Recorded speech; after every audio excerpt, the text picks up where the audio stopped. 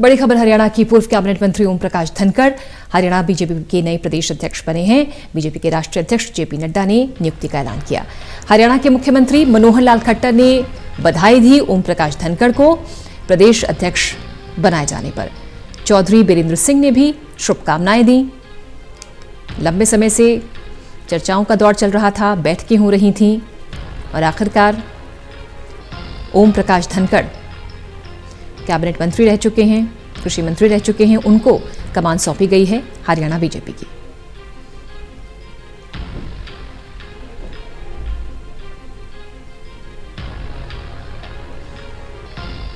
कई नाम थे इस दौड़ में, लेकिन सबसे पहला जो नाम चल रहा था, पहले दो नाम जो चल रहे थे उसमें कृष्णपाल गुर्जर का नाम था, संदीप जोशी का नाम था।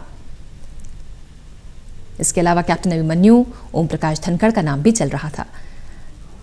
लंबे समय से प्रदेश अध्यक्ष पर लेकर मंथन चल रही थी। मुख्यमंत्री खट्टर कई बार मुलाकात कर चुके थे दिल्ली में आकर। जेपी नड्डा से मुलाकात हुई, प्रधानमंत्री से उन्होंने मुलाकात की। ये ट्वीट मुख्यमंत्री खट्टर का प्रदेश अध्यक्ष बनाए जाने पर ओम प्रकाश धनखड़ को उन्होंने शुभकामनाएं दी। मुझे पूर्ण विश्वास है कि आपके राजनीतिक अनुभव का लाभ पार्टी को मिलेगा।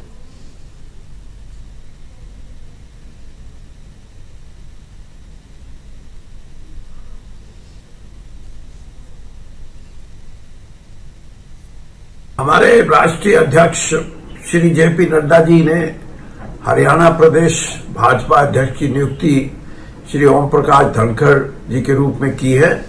ये बहुत ही सराहनीय कदम है और मैं ये समझता हूं कि आज के राजनीतिक परिप्रेक्ष्य में हरियाणा में ओम प्रकाश धनखड़ से उपयुक्त और कोई दूसरा व्यक्ति हो नहीं सकता था, क्योंकि ओम प्रकाश धनखड़ इस पार्टी को ग्रामीण परिप्रेक्ष्य में एक मजबूती देंगे, पार्टी का आधार बढ़ाएंगे और हरियाणा के अंदर आने वाले समय में भाजपा लोगों की पार्टी बने, इस उद्देश्य के साथ काम करेंगे।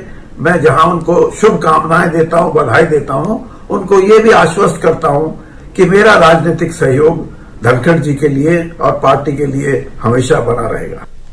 विनोद लांबा हमारे विशेष सहयोगी हमारे साथ। विनोद, रेस में नाम तो कई थे, ओम प्रकाश धनखड़ का भी नाम था, लेकिन सबसे पहले कृष्णपाल गुर्जर, संदीप जोशी का नाम था, लेकिन अचानक से ओपी धनखड़ का नाम, क्या ये अनएक्सपेक्टेड था या था कि सबसे पहला नाम ये भी हो सकता है?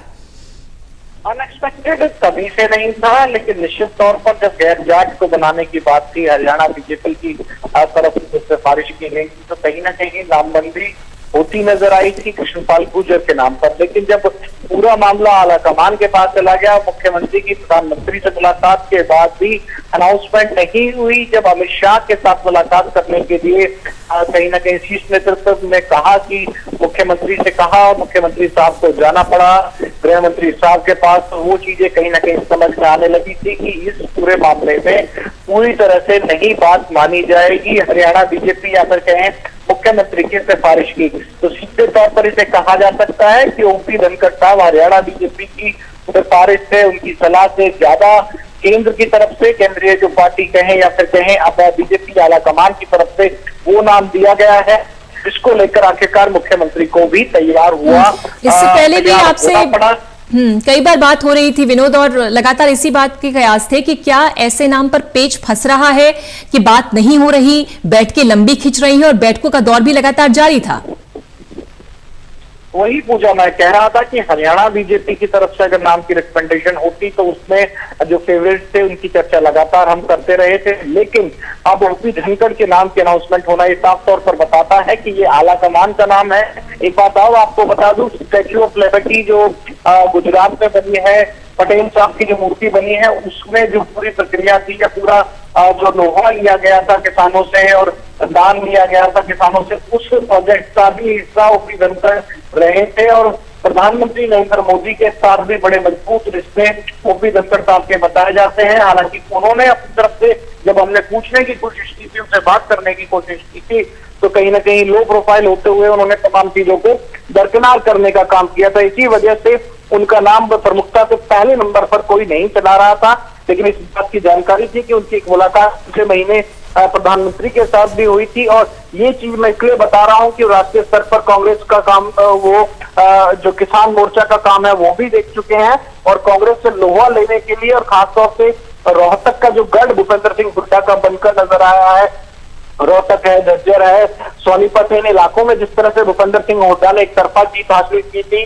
बहुत ज्यादा विधानसभा सीटों पर नतीजा बीजेपी के पक्ष में नहीं आया था। तो ये तमाम ऐसे रीजन थे जिसको लेकर कृष्णपाल गुर्जर, संदीप जोशी, महिपाल ढांडा या कैप्टन अभिमन्यु के मुकाबले इन्हें मौका दिया गया है, ओपी धनखड़ को मौका दिया गया है।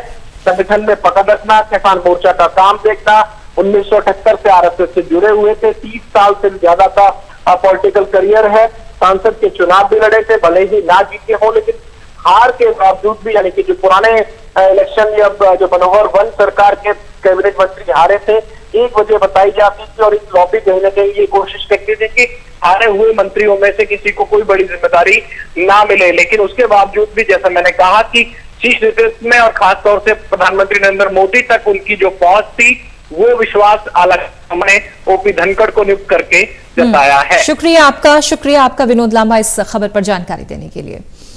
तो ओपी धनखड़ को कमान सौंपी गई है प्रदेश की, और ये समर्थकों का उत्साह उनकी नियुक्ति पर। झज्जर की तस्वीरें हैं, ओपी धनखड़ के कार्यालय पर समर्थकों ने डांस किया उत्साह के साथ, खूब तिरखे बधाई दी।